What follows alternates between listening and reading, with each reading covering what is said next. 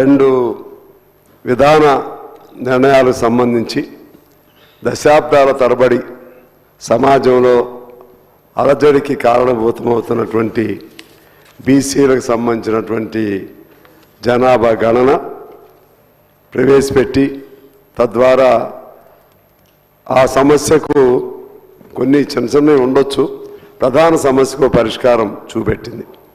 అలాగే వర్గీకరణకు సంబంధించి ఎస్సీ వర్గీకరణ కూడా ఆనాడు కృష్ణమాది గారు కానీ లేకపోతే ఇతరులు అనేక మంది గత 30 సంవత్సరాల నుంచి పెద్ద ఎత్తున ఆందోళన చేస్తున్నారు. దానికి అనుగుణంగానే సరే సుప్రీంకోర్టులో జడ్జిమెంటు, దాని బ్యాక్గ్రౌండ్ మన రాష్ట్ర ప్రభుత్వం లీగల్గా అక్కడ ఫైట్ చేయటం ఇవన్నీ జరిగినాయి. ఆ జడ్జిమెంట్లో వర్గీకరణ ఆయా రాష్ట్రాలకు సంబంధించిన అంశంగా వారు జడ్జిమెంట్ ఇవ్వటం జరిగింది. అంటే ఇది ఇప్పుడు రాష్ట్ర ప్రభుత్వ చేతుల్లో ఈ కోర్టులో ఉన్న ఈ బాల్, దీన్ని కూడా రాష్ట్ర ప్రభుత్వం ప్రతిష్టాత్మకంగా ఆనాడు అన్నమాట ప్రకారంగా వర్గీకరణ అమలు చేయడానికి ముందుకొచ్చి ఇవాళ ఇక్కడ జస్టిస్ అఖ్తర్ గారు ఆధ్వర్యంలో ఏర్పాటైనటువంటి కమిషన్ రిపోర్ట్ మన ముందు పెట్టడం వలన ఈ రాష్ట్రంలో ప్రధానమైనటువంటి ఆ రెండు అంశాలు ఇక శాశ్వతంగా పరిష్కారం అయినట్లుగా నేను భావిస్తున్నాను. ఇంకా కొన్ని అంశాలు ఏమైనా ఉంటే వాటిని తదుపరి కార్యాచరణలో చర్చల ద్వారా పరిష్కారం చేసుకోవచ్చు. అందుకని మనస్ఫూర్తిగా ఈ ప్రభుత్వానికి నేను మా పార్టీ తరఫున అభినందనలు, కృతజ్ఞతలు తెలియజేస్తా ఉన్నాను. ఎందుకంటే మొట్టమొదటిసారిగానే మా సిపిఐ పార్టీగా వర్గీకరణకి సపోర్ట్ చేయటం జరిగింది.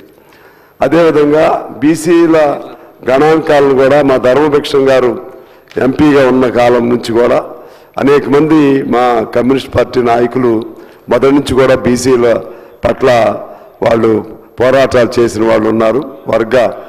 కులం పేరుతో కాకుండా వర్గం పేరుతో చేసిన వాళ్ళు ఉన్నారు. వాళ్ళందరి కోరిక కూడా వాళ్ళు నెరవేరినట్లుగా మేము భావిస్తున్నాం. ఇక అసలు అంశానికి వచ్చేసరికి ఇవాళ ఇది ఇందాక రాజనరసింహ గారు చాలా చక్కగా మాట్లాడారు. చాలా ఎమోషనల్గా ఆయన తన అనుభవాన్ని, తన సామాజిక నేపథ్యాన్ని, ఇప్పుడు జరుగుతున్న పరిణామాలను జోడించి చాలా భావోద్వేగంగా మాట్లాడారు. దానికి అనుగుణంగానే అంటే ఆయన చెప్పిన దానిలో అర్థం ఈ ఒక డిమాండ్ మనం కోరుతున్నామంటే అది it is not against any other cost, ఇంకో కులానికి వ్యతిరేకంగా తీసుకోవాల్సిన అవసరం లేదు. ఇప్పుడు సపోజ్ దళితుల్లో మనకు అంబేద్కర్ గారు రాజ్యాంగం రాశారు. ఆయనది ఏ కులం అని మనం అడగం, ఏ వర్గం అని కూడా అడగం మనం. ఇవాళ నాకు బాధ వేస్తుంది, రోడ్ల మీద బాగా వాళ్ళకి డీప్ క్రైసిస్ వచ్చింది, చాలా డీప్ డివిజన్ వచ్చింది దళితుల మధ్య. అది రాకూడదని నేను కోరుకుంటా ఉన్నాను. ఈ వర్గీకరణ అనేది ఇది ఒక వీళ్ళకి సంబంధించిన అంశం. వాళ్ళ మాలా కమ్యూనిటీ కానీ అదర్ కమ్యూనిటీస్ కానీ వాళ్ళ ఇబ్బందులు ఏమైనా ఉంటే వాటిపైన కూడా ఫైట్ చేయాల్సింది, మేము కూడా సపోర్ట్ చేస్తాం. కానీ ఈ అంశం పట్ల అన్నదమ్ముల్లాగా ఉండేటువంటి వాళ్ళ మధ్య కలహం రాకూడదని చెప్పి నేను మీ ద్వారా సభ ద్వారా ఆ ఇద్దరిని కలయికగా కలిసి ఉంటేనే మీ హక్కులు మరిన్ని సాధించబడతాయని చెప్పి చేస్తా ఉన్నాను అధ్యక్ష. అదేవిధంగా ఇదే సందర్భంగా ఇవాళ ఈ రెండు మంచి నిర్ణయాలు ప్రభుత్వం చేసింది. దీనికి అనుగుణంగా ఎస్సీ ఎస్టీ సబ్ ప్లాన్ అనేది కిరణ్ కుమార్ రెడ్డి గారు ముఖ్యమంత్రిగా ఉన్నప్పుడు ఒక అద్భుతమైనటువంటి పథకం అది. అప్పుడు ఆ సబ్ ప్లాన్ ప్రవేశపెట్టారు. ఈ 10 ఏళ్ల కాలంలో సబ్ ప్లాన్ ప్రకారంగా వాళ్ళు ఎంత జనాభా ఉన్నారో ఆ జనాభాకు అనుగుణంగా బడ్జెట్లో ఫండ్ కేటాయించాలి. కానీ అది జరగలేదు. ఇప్పుడు దాన్ని అమలు చేయమని చెప్పి ఈ సందర్భంగా నేను ప్రభుత్వాన్ని కోరుతున్నాను.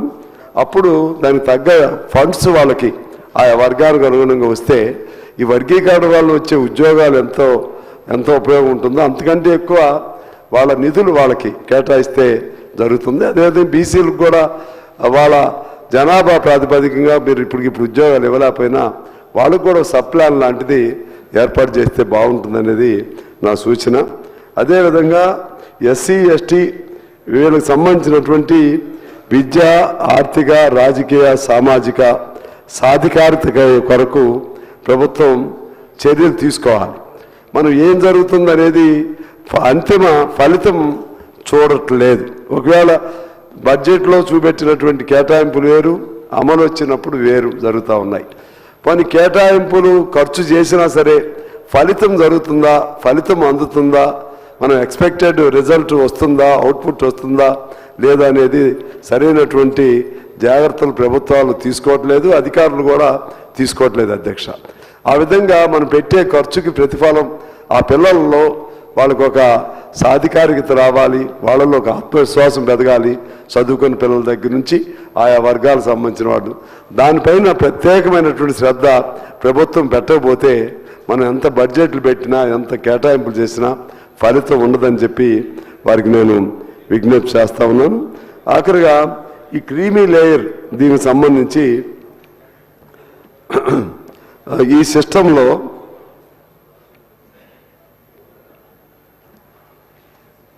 దీన్ని క్రీమీ లేయర్ సిస్టమ్ ప్రవేశపెట్టడం చాలా సంతోషంగా నేను భావిస్తున్నాను. ఎందుకంటే ఇది వాస్తవం. పెద్దవాళ్ళ పిల్లలే మళ్ళా వారికే వాళ్ళకి అన్ని అవకాశాలు చదివించుకోగలుగుతారు. అదేవిధంగా ఆ కుటుంబ నేపథ్యం మారుతుంది. దానివలన బెనిఫిట్ అయినటువంటి వాళ్ళ పిల్లలే మరలా బెనిఫిట్ అవుతూ ఉన్నారు. అది కూడా ఒక అసంతృప్తి ఉంది అదే వర్గంలో. సో దీనికి ధైర్యంగా క్రీమీ లేయర్ సిస్టమ్ ప్రవేశపెట్టడానికి కమిషన్ సిఫారసు చేయటం, దాన్ని ప్రభుత్వం ఆమోదించడం కూడా నాకు సంతోషం ఉంది. ఈ సందర్భంగా కూడా ప్రభుత్వానికి అభినందన తెలియజేస్తా ఉన్నాను. ఎందువల్లంటే ఎమ్మెల్యేలు, ఎంపీలు, చైర్పర్సన్స్, మేయర్లు తదితర ప్రజాప్రతినిధులతో పాటు గ్రూప్ 1 సర్వీస్లో ఉన్నవారిని, అంటే group 1 above, I think group 1 అంటే ఐఏఎస్లు గ్రూప్ 1 వరకే పెట్టారు. ఇక్కడ గ్రూప్ 1 అబవ్ ఉన్నటువంటి ఏ సర్వీస్లో ఉన్న వాళ్ళ పిల్లలకు కూడా ఈ క్రీమీ లేయర్ వర్తించాలనేది పెట్టాలి అని మినిస్టర్ గారు శ్రీధర్ బాబు గారు, ఇందులో ద సెన్స్ అదే కానీ రిటర్న్గా లేదు. మేయర్లు తదితర ప్రజాప్రతినిధులతో పాటు గ్రూప్ 1 సర్వీసుల్లో ఉన్న వారిని, ఇలాంటి స్థానాల్లో ఉన్న వారిని క్రీమీ లేయర్కి పరిగణించాలని సూచించింది. గ్రూప్ 1కి అబవ్ ఉన్నటువంటి గ్రూప్ 1కి అబవ్ సర్వీసులో ఉన్న వాళ్ళందరికీ, వాళ్ళ పిల్లలకి ఈ క్రీమీ లేయర్ వర్తించాలనే ఆ వర్డింగ్ ఉంటే బాగుంటుంది అనేది నా అభిప్రాయం. ఆ విధంగా ఇవాళ ఒక మన ముఖ్యమంత్రి గారు చెప్పినట్లుగా అలాగే